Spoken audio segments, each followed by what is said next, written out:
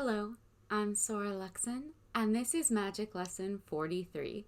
Focus, focus, focus. A quick aside to those amazing individuals sending such lovely messages, both in appreciation of the YouTube videos and of the Lux Occult shop. Thank you so much. It's hard for me to get through one video without saying this again, right? It's an honor to be of service. I'm always struck by how many people specifically mention keeping their original order name cards as a token talisman on their altar. They'll mention that to me in emails, and then having their magic feel really positive and work really well when they do so. It makes perfect common sense if you think about it. My blessings carrying forward, or my good intentions, however you want to say it, with impetus onto their spell and altar works as the physical creator of those objects, handing over that power and influence joyfully, while the card itself also serves to introduce you by name to the piece being called upon for ritual practice. It might not be your public magical motto or your true name, which of course is always only ever known to you and those forces you choose to employ it with. But a name inscribed with positive power by another to aid you in beginning can only add to, say, an altar class energetic influence. What inspires me so much about this mention in these emails of this, is just how many people have brought it up when they send their messages to me without my ever mentioning what a calling card in occultism as being an occult tool is. That so many intuitively sense that and employ it correctly to best effect. I just find it absolutely inspiring. Also, about once a month, I began ritual practices using the book or using your YouTube videos and have now quit smoking, or have replaced drinking soda or drinking beer with water instead, almost seemingly despite myself. I get those sorts of emails, those sorts of thank you emails that happens to people. A handful of them a month. People are always astounded by this if they take up formal temple training or begin hermetic Kabbalic initiation practices in private. I'll say you're welcome, but I can't take any credit for that. Fratters and sorors, I myself experienced a similar balancing, right? Those balancing changes when you begin as a neophyte. When I first began high magic, just about everyone does. For instance, the sudden urge for smokers to have smoking quit them. That's really the best description of it. I'll give you a hint. Oriel and his equals aren't messing around. They will make a worthy vessel of those who trust in their own abilities. So again, you're welcome, but you should be thanking someone or something else for that and not me. And rest assured, as bizarrely wonderful or strange, right, as it might seem, that specific experience that people bring up in their emails to me, it's very, very common in the first year of the great work. Almost every beginner reports it exactly the same way. It's just one of the wonderful perks. I also, bear with me, I want to respond to the 3 or 4 people of the 3rd and 4th thresholds that have emailed about using the Philosopher's Stone's altar cloths that they've purchased from the shop in conjunction with planetary banners unique to the work they're doing in their hermetic ritual spaces. Like, can I use the Venus emblem with a votive offering for a particular Venusian work, even though I'm currently acknowledging Mars in my temple banners and doing that work, that sort of thing? I would say yes, but like all magic, be very clear, authoritative, and specific about the parts of the things that you're doing. Don't, for instance, interrupt your earth toral pentagram ritual work, if you're doing that, with this other side magic. Leave this smaller specified thing like lighting a candle above Venus for Venusian magic. Leave it until the very end of your overall practice. And then when you're done doing the smaller work for whatever reason, maybe it's money magic, within your normal daily circle work, you can actually go ahead and ritualistically fold and put the Philosopher's Stone altar cloth or whatever altar cloth away. Close its powers, right? Fold it sacredly and then store it, work it into your ritual so that it doesn't interfere with the ongoing influences of Earth or Mars, Terra, or the Marshals, whatever the constant acknowledgement you're currently working with in your sacred space is. And obviously, if you aren't involved in the first 4 gates of what I'm talking about specifically daily in your workings in a specified space, then you don't need to worry as much about this and can, of course, set up whichever altar cloth or implements serve you best for your needs and leave them out, even with some constant spell in use, perhaps. Many Wiccans, for instance, do leave the black Wiccan altar cloth from the shop upon their altars all the time, nonstop, with a constant offering of flowers or fruits with candles to the goddess or the god on the right and left rose heads, even if they do put their anthemes and chalices away. Others use it purely for stone casting divination and so will leave it out. That's really more of a personal decision and depends on the kind of magic you practice and what works best for you. It's important to remember that in using magic, it can be easy to become a bit of a bookworm or item collector, right? We're talking about these altar cloths and Kindles and things. There are books and items worth having and using, but magic is about you. It's about your emotion and intention. So you, emotion, and intention, those 3 things are always going to carry the most power and more weight and force than any of the book knowledge you might have gained or the amount of pretty crystals, possibly powerful crystals that you have lined up on a shelf. Again, there are books you're going to want to read, books you'll need to read. There are items that will be very resonant to you that you will want and need, yes. But never forget that you are the most important method and tool of magic. And as necessary as the rest of it is to get you there, you can do magic without any script, ritual, or tool. Push come to shove, you can, and you will if you persist in your occult path for years. If I personally had to say what the first and foremost, most important tool or method to learn how to use in occult practice is, the one that you're going to want to get a handle on, train and maintain forever. Never lose at any cost. What is that thing? Focus. See, just like a monk or a samurai, right? That is the most useful method and tool. The mind, the mental being of selfless selfdom, necessary to harness and intend energies correctly and accurately.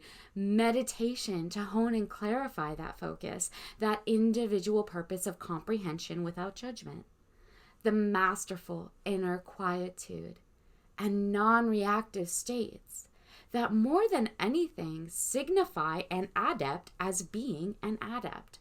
At our core, a trained occultist can be recognized by his or her powerful being of in control. In controlness, if that helps. Of knowing what they are being. In a place where a majority of people never really seem to.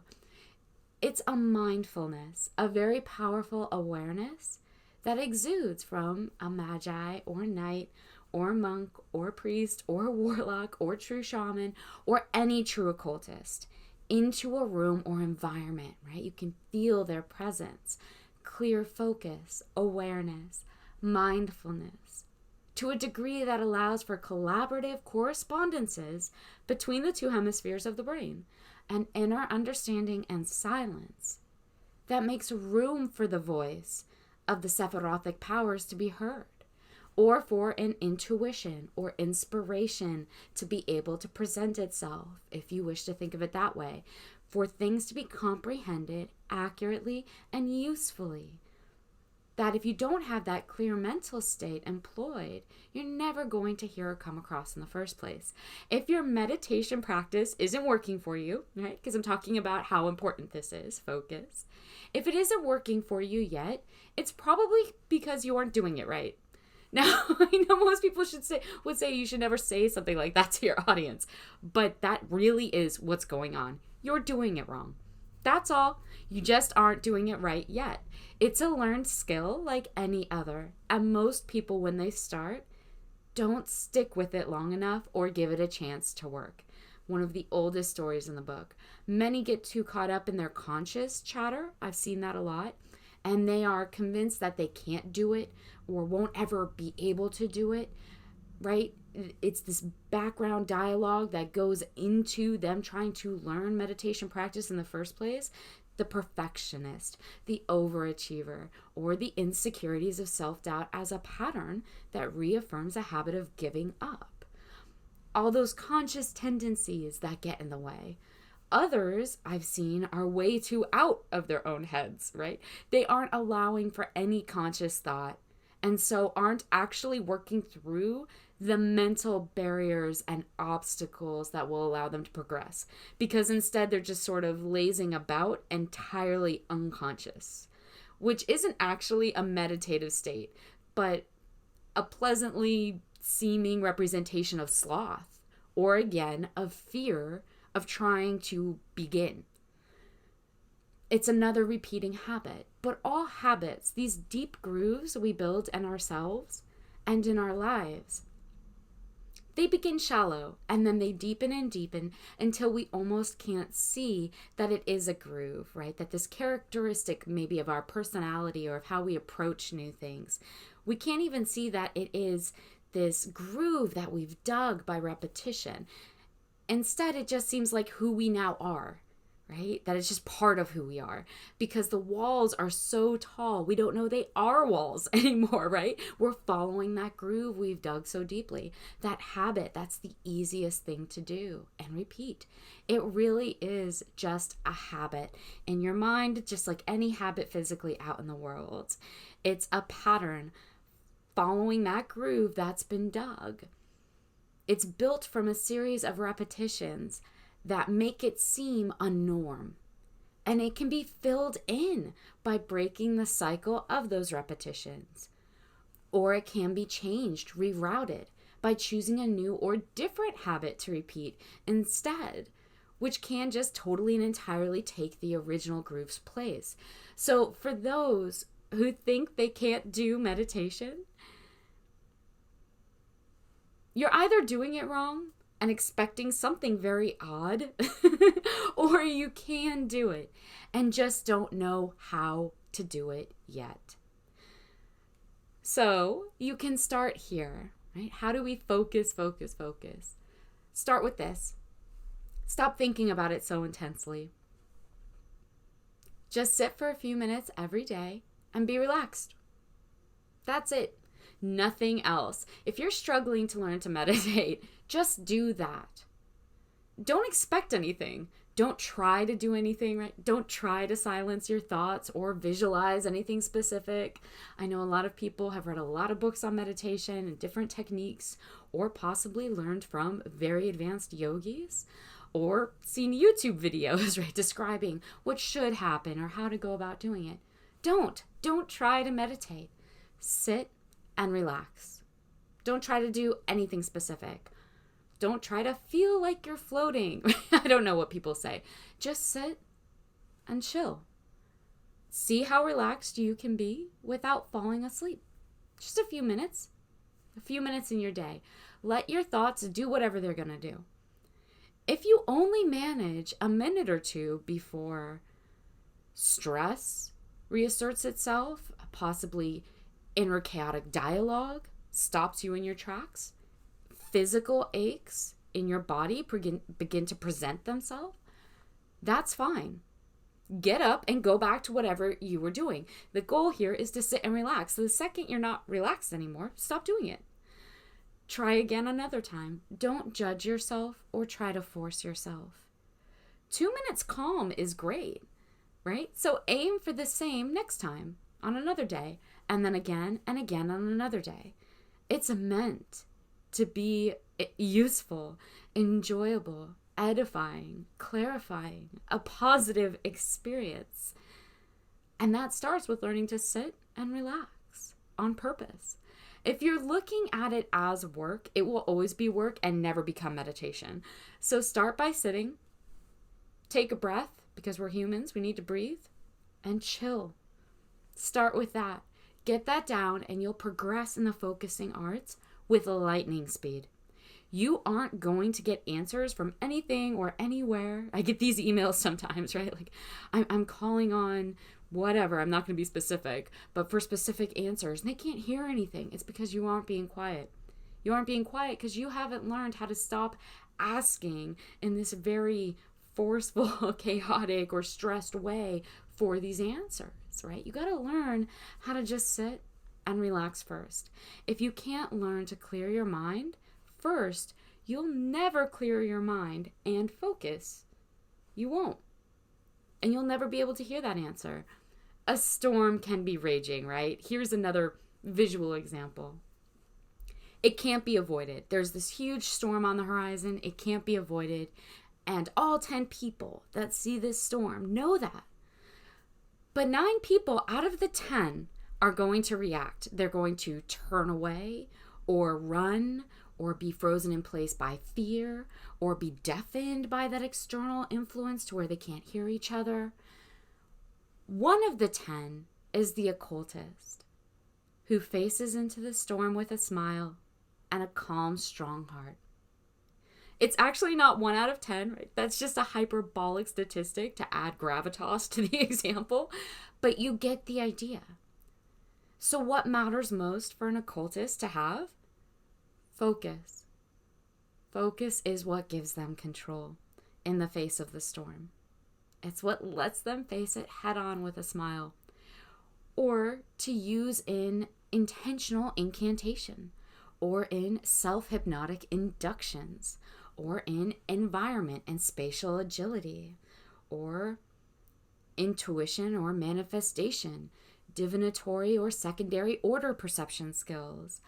All of those occult abilities, and many others, begin with being able to invoke a relaxed state and willfully focus. What matters most for us to learn and always be learning then? Mindfulness, meditation, grounding, breathing, connection. The things that can't be read or touched. So yes, use altar cloths and incense and votive candle offerings and every beautiful, wonderful, useful book that aids you in your ongoing journey. I do. I have a whole store that sells them. I have an entire temple space filled with them. But remember not to get caught up in book learning for the acquiring of knowledge alone.